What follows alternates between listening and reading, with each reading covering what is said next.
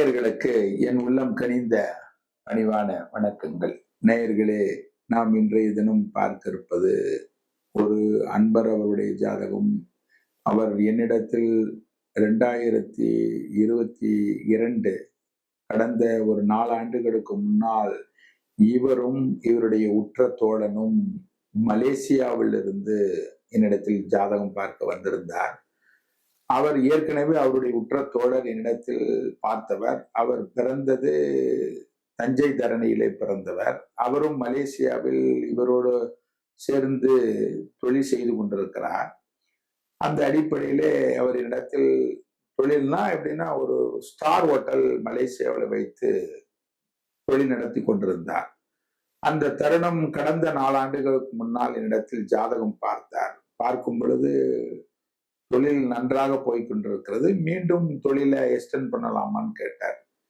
அப்போ நான் சொன்னேன், இப்போ உங்களுக்கு இவ்வளவு காலம் கடந்து வந்தது சனி மகா திசை, நீச தொழிலால் முன்னேற வேண்டும் என்பது அமைப்பு. அதனால் எளிதில் கெட்டு போகக்கூடிய தொழில், அதாவது சாப்பாடு, அதை ஹோட்டல், இதெல்லாம் ஓகே. ஆனால் இப்பொழுது வருவது ட்ராக் அப்படியே மாறுது. புதன் திசை உங்களுக்கு மாறி இருக்கு. 10ல தனித்து கடகலக்கணத்திற்கு 10ஆம் பாவத்துல தனித்து அமர்கிறது. இப்பொழுது அப்படியே ஓடிட்டு இருக்கு. கரெக்டா பாருங்க, சுக்கிர புத்தி வந்தவுடனே நிர்வாகத்துக்கு பூட்டு போடுற மாதிரி ஸ்தம்பிக்கக்கூடிய நிலை வருகிறது. நீங்க தொழிலெல்லாம் விரிவாக்கெல்லாம் பண்ண வேண்டாம், இருக்கிறதெல்லாம் எவ்வளவுக்கு எவ்வளவு குறைக்கிறீங்களோ குறைச்சிருங்க அப்படின்னு சொன்னேன். அவர் பக்கத்துல, என்னப்பா இவரு நல்லா அப்படி சொல்லுவார் இப்படி சொல்லுவாருன்னு சொன்னியே, உன் நன்கு தெரிஞ்சவர் ஏற்கனவே பார்த்தவர், அவர்னா எடுத்தோன்னே என் தொழில் நல்லா போயிட்டு இருக்கு, ஆனால் கொஞ்சம் கவனமா இருங்க அப்படின்னு சொல்றாரு அப்படின்னு. இவருக்கும் அதுல கொஞ்சம் கூட்டு, அதாவதுன்னா மேஜர் கூட்டு வந்து இவர் தான், யாரு இந்த ஹோட்டல் அதிபர். மீண்டும் இவருக்கு ஒரு சைடுல ஒரு, அதாவது கஷ்ட கூட்டுன்னா உழைப்பால் கிடைத்த அந்த ஒரு கூட்டு மாதிரி கொடுக்கிறாரு, ஒரு 7% 10%. அதனால அதெல்லாம் சரிதான். இவ்வளவு காலம் கடந்த 19 ஆண்டுகள் உங்களுக்கு முன்னேற்ற பாதையில் இருந்தது. இந்த காலங்கள் வரக்கூடிய சுக்கிர புத்தி 3 ஆண்டுகள், இதை மட்டும்தான் நான் கவனமாக கடக்கணும். இருக்கிறதெல்லாம் குறைச்சிக்குங்க, அதையும் எதையும் சேர்த்துறேன், புதுசா தொழில் பண்றேன்னு இழந்துடாதீங்க அப்படின்ட்டேன். அவரு நம்ம பேச்சு சொன்னதுல அவருக்கு உடன்பாடு இல்லை. கடந்த 4 ஆண்டுகளுக்கு முன்னால் அதோட அவங்க போயிட்டாங்க ஜாதகம் பார்த்துட்டு. இல்ல, இவருடைய ஜாதகத்துல கடைத்தெருவுக்கு கொண்டாந்து விட்டணும், இந்த சுக்கிர புத்தி ஒண்ணு போதும், இந்த தொழிலை வச்சு அதை பண்றேன் இதை பண்றேன்னு பெருசா இன்வெஸ்ட்மெண்ட் பண்ணி இழந்துடாதீங்க ஒரு அட்வைஸ். முதலாவதாக கிரகத்தினுடைய அடைவை சொல்லுகிறேன். அவர் பிறந்தது 23/5/1965 பிறந்தவர். கோவை மாவட்டத்திலே பிறந்த அன்பர் தான். மலேசியாவில் குடிபுகுந்து தொட்டதெல்லாம் காயம் அவருக்கு சனி திசையிலே. அன்றைய தினம் 11:40 AM, அதாவது கோவையிலே பிறந்தவர். அவர் பிறந்த லக்னம் கடக லக்னம். ராசி அவருக்கு கும்பராசி, அவிட்ட நட்சத்திரம். பாதம் கடைப்பகுதி 4ஆம் பாதம். 1 வருடம் 1 மாதம் 6 நாட்கள் மட்டும்தான் ஜனன ஜாதகத்துடைய இருப்பு செவ்வாய் திசை. அதன் பிறகு அவருக்கு செவ்வாய் முடிந்து, ராகு முடிந்து, குரு முடிந்து, சனி திசை 19 ஆண்டுகள் முடிந்து, இப்பொழுது புதன் மகா திசையிலே சுக்கிர புத்தி கடந்த 2025 என்னை கடைப்பகுதியில் என்னை பார்க்க மீண்டும் வருகிறார். அப்போ நடைமுறையில சுக்கிர புத்தி வந்தாச்சு, நடைமுறையில உருண்டு ஓடிட்டு இருக்கு. அன்றைய தினம் பார்க்கும்போது புதன் திசையில சுக்கிர புத்தி வரும்போது கவனம் என்று எச்சரித்து சொல்லி அனுப்பிச்சுட்டேன். அவர் போயிட்டார். கிரக அடைவு பாருங்கள், கடகலகணத்திற்கு 2ஆம் பாவத்திலே செவ்வாய், 4ஆம் பாவத்திலே மாந்தி, 5ஆம் இடத்திலே கேது உச்சம் பெறுகிறது, 8ஆம் பாவத்திலே சந்திரனும் சனியும் கும்பமனையிலே ஆட்சி பெறுகிறது சனி.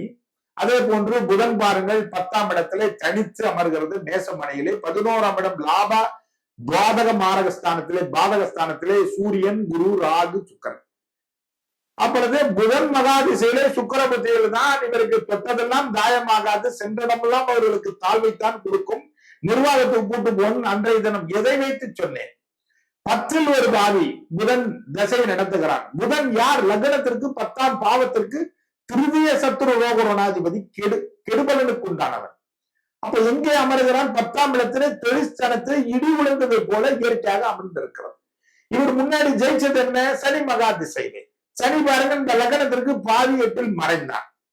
அப்ப மறைந்த அந்த சனிக்கு அந்த சுக்கிரன் பாருங்கள் நிறைந்து இருப்பதனால், சனிக்கு 4ஆம் பாவத்தில் சுக்கிரன் இருப்பதனால் அவர் படிப்படியா முயன்று வந்தார். எல்லாமே சிறப்பாக இருந்தது. சந்திர மங்கள யோகம்ன்றது சசிமங்கல யோகம் சிறந்த யோகமும் அவருக்கு அமரப்பட்டிருக்கு. குருச்சந்திர யோகம். அது அடித்தளத்தால் அந்த 19 வருஷத்துல தன்னுடைய சுழைப்பால், முயற்சியால், ஆற்றலால், அறிவால் சுகஜீவியாக ஹோட்டல் ஆரம்பிச்சு பெரிய 5 ஸ்டார் ஹோட்டல் மலேசியாவில் நடத்து கொண்டிருக்கிறார். தொழில் நன்றாக போகிறது. தொழில நம்ம எக்ஸ்டெண்ட் பண்ணலாம் அப்படின்ற நினைப்போடு அவர் வந்திருக்கிறார். அவர் ஜாதகத்திலே பாருங்கள், லக்னத்திற்கு புதன், லக்னத்திற்கு 2ஆம் பாவத்திலே, அதாவது 10ஆம் இடம் தொழிற்ஸ்தானத்துக்கு சுக்கிரனும் குருவும் மாரகாதிபதி இல்லையா? எப்படி மாரகாதிபதி? கடக லக்னத்திற்கு 2ஆம் இடம் என்பது போட்ட முதல் திரும்புமா, திரும்பாதா, ஒரு வழியா, 2 வழியா? அப்ப 2ஆம் பாவத்திற்கு புதன் பாருங்கள், பாக்கிய பாதகத்திலே, அது லக்னத்திற்கு 10ஆம் பாவத்திலே. அப்ப 2ஆம் இடத்திற்கு மாரகாதிபதியார் குடும்பத்திற்கும் பணத்திற்கும். 2ஆம் இடங்கிறது என்ன? சிம்மமனை. சிம்மமனை என்ன மனை? ஸ்திரமனை. ஸ்திரத்திற்கு 3, 8 மாரகம் அல்லவா? அப்ப 2ஆம் இடம் குடும்பம், தன, வாக்குக்கு மாரகம் அல்லவா? கரெக்டா பாருங்க. 2ஆம் இடத்திற்கு சுக்கிரன் ஒரு மாரகாதிபதி, போட்ட முதலுக்கு இடி விழுவும். 2ஆம் இடத்திற்கு அட்டம பஞ்சமாதிபதி யாரு? குரு அல்லவா? அப்ப 2 கொலாப்சான கிரகங்கள் எங்கே அமரப்பட்டிருக்கிறது? லக்னத்திற்கு 11ஆம் இடம் லாப பாதகத்திலே அமரப்பட்டிருக்கிறது. கூட யார் கூடியிருக்கிறான்? இன்னொரு சூரியனும் அங்கே கூடியிருக்கிறது, ராகு. அப்போ அடிக்கிற இடத்தில் அடித்தால் அம்மியும் நகரம் என்று சொல்வதை போல, குரு திசையை, அதாவது புதன் திசையிலே, சுக்கிர புத்தியிலே மிக மிக கவனம் என்று சொல்வதை போல எல்லாம் இவர் என்ன பண்ணார்? ஹோட்டல்ல நல்ல டாப்பரா 19 வருஷம் கொடிகட்டி பறந்ததை, வரக்கூடிய இன்வெஸ்ட்மெண்ட் எல்லாத்தையுமே வேற வேற ட்ராக்ல கொண்டு போய் கூட்டா ஒரு தொழில் பண்ணி, அதே மாதிரி அதாவது கேசினோன்ற ஒரு கேம்பிளிங்ல போய் எண்ணங்கள் பேதலிச்சு படிப்படியா அதை பண்ணிடலாம், இதை பண்ணலாம், அதையும் இதையும் ஆரம்பிச்சு எல்லாத்தையும் இழந்து கடைசியில பாருங்கள், அடித்தளம் என்பது ஹோட்டல். அந்த ஹோட்டலையே நிர்வாகத்தையே பூட்டு போடுற மாதிரி நிலைக்கு தள்ளப்பட்டார். அன்றைய தினம் என் இடத்தில் சொல்லும் பொழுது, கவனமா இருங்க, எச்சரிக்கையா இருங்கன்னா, இவ்வளவு காலம் நீ ஜெயிக்கலையா, கிரகங்கள் ஜெயிக்க வச்சது சனி திசையில. அடுத்தது பாருங்கள், இதே கிரகத்தால் நீ தாழ வேண்டும் என்பது விதிப்பயன் இருக்கிறது. நிலைகளை நான் சொல்லும் போது ரொம்ப வருத்தத்தோட கேட்டுட்டு போயிட்டாரு, ரிட்டர்ன் வரல. போயிட்டு பாருங்கள், கடந்த ஒரு 6 மாதத்திற்கு முன்னால் பாருங்கள், என்னிடத்தில் மீண்டும் அந்த அன்பர் தன்னுடைய உற்ற நண்பனை அழைத்து மீண்டும் வருகிறார். அன்றைக்கு வருத்தத்தோட கோவப்பட்டு போனவர், சார் நான் தப்பு சார், நான் வாபஸ் வாங்கிக்கிறேன், உங்களை நான் திட்டுனேன், கோவப்பட்டேன், என் மனசுல என்னையா இருந்தால் ஜாதகம் சொல்றான்னு திட்டிட்டு தான் போனேன். அதற்கு பிறகு வாழ்க்கையில இடியான இடி, பல கோடி ரூபாய் நான் இழந்துட்டேன் சார். ஹோட்டலுக்கே நிர்வாகத்துக்கே பூட்டு போட்டேன் சார். இந்த சுக்கிர புத்தி வந்தா எல்லாரும் ஆகோ ஓகோ அப்படி இருக்கும். சுக்கிரன் லாபத்துல இருக்கிறான், 11 கூட லாபாதிபதியோட பாக்கியாதிபதி கூடி இருக்கிறான். அதே போன்று லக்னத்திற்கு தனாதிபதியும் கூடி இருக்கிறார். தனாதிபதியோட பாக்கியாதிபதியும் தனாதிபதியோட சுக லாபாதிபதியும் கூடினால் கொட்டு கொட்டும் கொட்டும்னு எங்க ஊர் மலேசியால இருக்க ஜோசியர்கள், இங்கெல்லாம் தமிழ்நாட்டுல இருக்க ஜோசியர்கள் அப்பாயின்மெண்ட் எல்லாம் கேட்டு வாங்கினா ஆகோ ஓகோன்னு. நீங்க சொன்ன ஒரு வார்த்தை மட்டும்தான் சார் ஜெயிச்சது. எல்லாமே கடைத்தெருவுக்கு வந்துட்டேன். இப்ப கண் கெட்ட பிறகு சூரிய நமஸ்காரமா 1 கோடி இடத்துல 36 கோடி ரூபாய் இழந்து எல்லாமே லாக் ஆயிட்டேன் சார். மீண்டும் கடனாளியா இருக்கேன். இதுல இருந்து தப்பிப்போமான்னா, அதாவது ஒரு நிலை ஒரு இடத்துல கேட்கிறோம்னா, ஒரு அட்வைஸ் சொல்றோம்னா, இந்த நிலையில இந்த காலத்துல இப்படி இருங்க. இப்போ ஒரு அன்பர் பாருங்கள், நல்ல தொழில் டாப்ல போயிட்டு இருக்கு. ஒரு அன்பர் நல்ல தொழிலதிபர். அவர் என்னிடத்துல ஒரு 7 ஆண்டுகளுக்கு முன்னால் வருவார். சென்னை அலுவலகத்தில் வருவார். பிரதர், நான் சொல்ற மாதிரியே, நீங்க சொன்ன மாதிரியே நான் எல்லா வகையிலும் படிப்படியா முன்னேறி இருக்கிறேன். இந்த ஆண்டு இப்படி இருக்கும், அந்த ஆண்டுல சின்ன சரிவு இருக்கும், அந்த ஆண்டுல இப்படி இருக்கும்னு. ஆனா மீதம் அந்த திசை மாறும் பொழுது கைகட்டி இருந்துருங்க, ரிட்டர்ன் ஆயிருங்க, இருக்கிற தொழிலுக்கு நிர்வாகத்தை பூட்டு போட்டுருவோம்னு சொன்னோம்னா அதே மாதிரி பூட்டு போட்டு ரிலீவ் ஆகி கொஞ்சமா குறைச்சிக்கிட்டு வெளியில வர்றாரு. மத்தவங்க எல்லாம் என்னப்பா ஜோதிடத்தை பார்த்து பைத்தியகாரத்தனமா நல்லா போயிட்டு இருக்க தொழில விட்டுட்டு நீ வெளியே வர்ற. கரெக்டா 2019 11வது மாசத்தோடு டோரை லாக் பண்ணு. அதன் பிறகு 3 ஆண்டுகள் கடந்து அப்ப ஓபன் பண்ணலாம், அமைதியா இருன்னு சொன்னவங்க அவங்க எல்லாம் ஜப்பான் ஆர்டர், அந்த கொரியன் ஆர்டர், என்னென்னமோ வெளிநாட்டு ஆர்டர்லாம் எடுத்து ஸ்டாப்ல போயிட்டு இதுல நல்லா வர்ற ஆர்டர்லாம் கிட்டத்தட்ட எத்தனையோ கோடி ரூபாய்க்கு வர்ற ஆர்டர் நீ வேணான்ட்டியான. இல்ல பரணி பால்ராஜ் சொல்லியிருக்காங்க, என்னப்பா பைத்தியக்காரனாட்ட நம்புற அப்படின்னாரு. அதெல்லாம் இல்ல. காலங்கள் பாருங்கள், 2019 11வது மாசத்துக்கு பிறகு அவருக்கு 2020ல கொரோனா அப்படியே வருது. 2020ல வருது, 2020 நிறைய உயிர்களே பறி கொடுத்தோம் உலக அளவுல. பாத்தீங்களா? அப்பதான் அவர் சொல்றாரு, சார் கடவுளை போல சார் நீங்க எனக்கு வார்த்தை சொன்னீங்க. நான் வந்த ஆர்டரெல்லாம் அடுத்தவங்களுக்கு கமிஷன்ல நான் தள்ளி விட்டுட்டேன். எல்லாம் என்ன இப்படி லாபத்தை வர்ற லாபத்தெல்லாம் இப்படி விட்டுட்டேன். கம்பெனில இருக்கவங்க எல்லாம் என்ன கேட்டாங்க. நிர்வாகத்தை அப்படியே கொஞ்சம் கொஞ்சமா குறைச்சேன். நான் இத்தனை பல கோடி ரூபாய் எனக்கு லாஸ் ஆயிருக்கும் சார் 2020-21 இறைவனை போல காப்பாற்றினர்கள். நான் சொல்லவில்லை, நாங்கள் எல்லாம் ஒரு வழிகாட்டி, வழி தெரிஞ்சு காட்டணும். எல்லா ஜோதிடரும் சொல்றது உண்மையாகிறது, எல்லா ஜோதிடரும் சொல்றது பொய்யும் ஆகிறது. அந்த நிலையறிந்து பகுத்து பார்க்கணும்.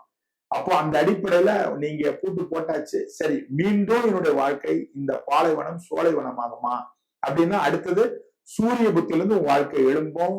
இன்னும் இந்த புதன் திசை 17 வருஷ திசையில சுய புத்தி கடந்து கேது புத்தி கடந்து சுக்கர புத்தியில தான் உருண்டு ஓடிட்டு இருக்கீங்க. இன்னும் அடுத்த சூரிய புத்தியில இருந்து அப்படியே கொஞ்சம் கொஞ்சமா மேல் எழுந்தாலும் உங்களுடைய வாழ்க்கையில இந்த புதன் திசை எட்டா கனியாவே இருக்கும். மிகவும் கவனமா இருக்கணும், எச்சரிக்கை பண்றேன். அப்போ கண்ணோட்டமா பார்த்தாலே முன்னோட்டமா தெரியும் நண்பர்களே. ஒருவன் உயர்வதும் தாழ்வதும் கிரகத்தினுடைய அடைவை பொறுத்துத்தான் ஒருவன் தாழ்வதற்குண்டான அமைப்பு. மீண்டும் அடுத்த நிகழ்வில் சந்திப்போம். வாய்ப்புக்கு நன்றி கூறி விடைபெறுகிறேன். நன்றி, வணக்கம்.